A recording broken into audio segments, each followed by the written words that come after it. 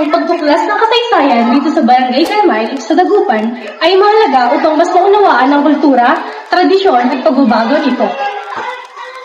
Kami ay inyong samahang ungkatin ang mga makabuluhang kasaysayan at mga misteryo dito sa Barangay Carmel. Umaga pa nga lang ng Miyerkules noong 11 ng Disyembre ay tumungo na kami papuntang Dagupan. At hindi namin inasahan na magbabangka kami patungong kabilang parte ng Kalmay. At pagkababa namin sa bangka ay agad-agad nga kaming humingi ng permiso sa kanilang barangay hall. At pagkatapos nito ay nagsimula na nga kaming mag-interview. Tanungin niyo po, saan po galing yung pangalan ng Kalmay? Kasi ang pangarap pa, hindi ko po alam, pero dati ito, hindi po Kalmay ito. Hindi, kalmay talaga ito. Street, Kasi- antay tawag hindi, sa man. Kalmay talaga ito. Kasi dito maraming Kalamay. puno ng kalamay. Kaya Ah. tinatagang kalmay. Okay po. Maraming kulo po ng mga kalamay. Kaya tinatagang Street kalmay. dati ito, street. Yung nalusaw na daan, wala na. Alam yung puno lang yung pang-prutas ng kalamay. Yung maasim, parang ubas. Ito po yung history po ng pangalan. Ilang taon na po dito sa barangay Kalmay? Ilang taon na po? 68. Bali 68 years na. Ano po yung mga pangunahing hanap buhay po ng mga residente po? Yung mga anak ko, nag-graduate ako. Bigang driver. Ako naman, nagkatid ng mga gulay. Man, kasi ito palisdaan. Palaisdaan. May palisdaan naman dito. Yan din ang hanap buhay nila, talaba. Tatalaba sila. Ano po yung mga hamon na pinaharap po ng barangay Kalmay at kung paano po ito na lang? 1972. Maramit nila na pag dito na baa, dito. Pati yung mga eskwela, pati yung mga school dito na kuan, elementary, at dito tayo. Nadod ng kuan, pa. 1972 yun. So, paano niyo po na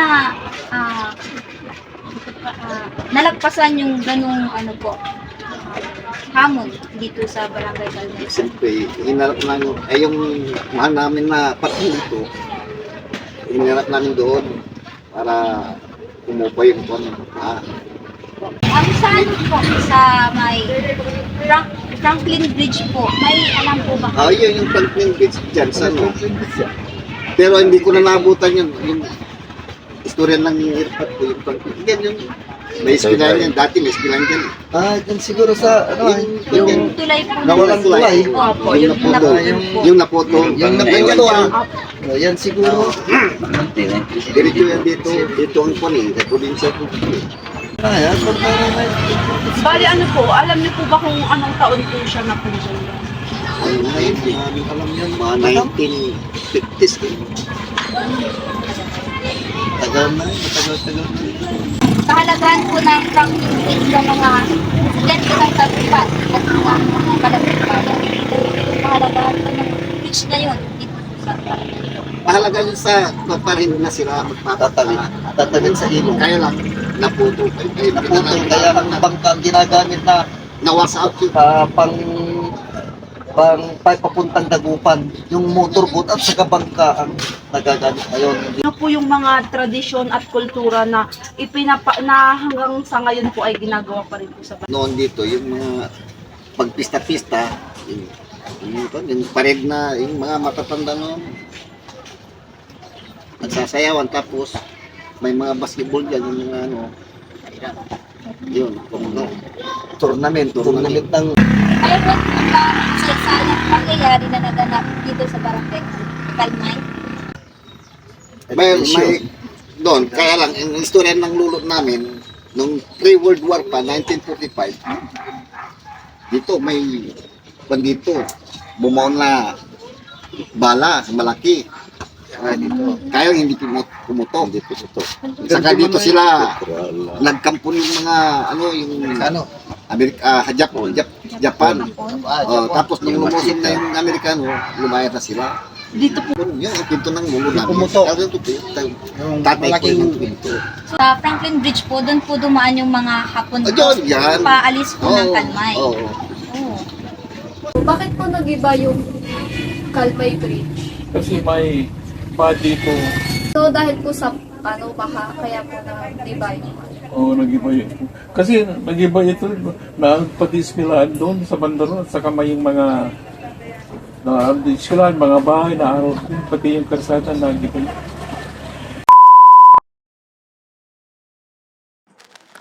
Ayon sa mga nakalap naming mga detalye ay ang ngalan ng Barangay Kalmay ay nagmula sa puno ng kalamay dahil ang lupain doon ay napapalibutan ng punong iyon bago pa ang pagdating ng mga Hapon noong taong ika-1881. Hindi kalaunan ay nagmistulan itong Kalmay. Dito din na ipatayo ang isang prestigyosong Kolehiyo de San Alberto College. Kasama na rin dito ang kilalang Franklin Bridge na nagdudugtong sa Dagupan at Lingayen. Ngunit sa kasamaang palad ay ang mga ito ay nasira ng dahil sa bagyo na naganap noong taong ika-1935. Ngayon ay nakikita na lamang ang mga sirang piraso ng mga estruktura nito.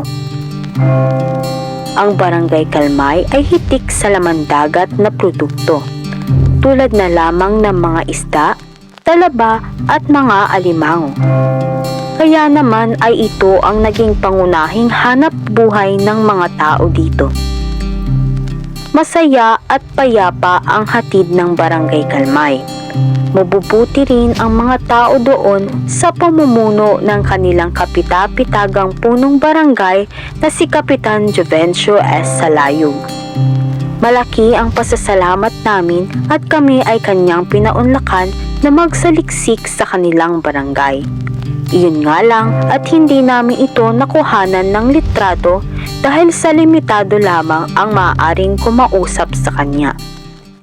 Nakapanayam din namin ang isang guro doon sa elementarya na si Ginang Raquel S. Dondo, na nagbigay din sa amin ng mga dokumentong nakalap niya rin noong siya ay nagsasaliksik ng kasaysayan ng Barangay Kalmay. Marami kaming napulot na aral dahil sa pagbibiyahe namin patungo sa kanilang lugar. Ganon din ang masasayang alaala na tiyak ay tatatak sa aming mga isipan. At dito na nga nagtatapos ang makabuluhang pananaliksik namin sa Barangay Kalmay. Taos puso ang aming pasasalamat sa inyong panonood. Hanggang sa muli, mula sa ikatlong grupo ng mga taga-panayam. Paalam! Pangasinan State University, Bayambang Campus!